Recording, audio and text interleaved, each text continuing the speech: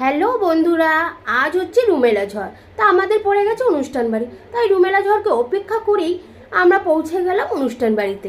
প্রথমেই গিয়ে দেখলাম দরজার সামনেই ছিল আমাদের পানের দোকান। পানের দোকানটা এত সুন্দর সাজিয়েছে, আমার মেয়ে তো খুব পছন্দ, সেখান থেকে যেতে চাইছে না। তাই আমরা ওখানে একটুখানি ছবি তুলে ওপরে চলে গেলাম, যেহেতু ওপরেই খাওয়া দাওয়ার আইটেমটা।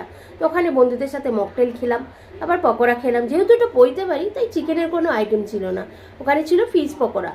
অ্যান্ড তারপরে আমরা চলে গেলাম মেন কোর্সে চানা বটরাটা যদিও আমার খুব একটা ফেভারিট না, তাও একটা খেলাম টেস্ট করার জন্য। আমার বরের আবার খুব ফেভারিট। তারপরে আমাদের দিয়ে দিল ফিশ ফ্রাই।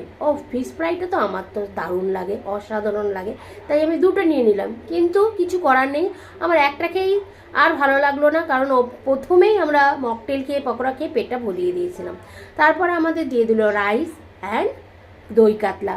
যেটা দই কাতলাটা মারাত্মক ছিল, দারুণ ছিল।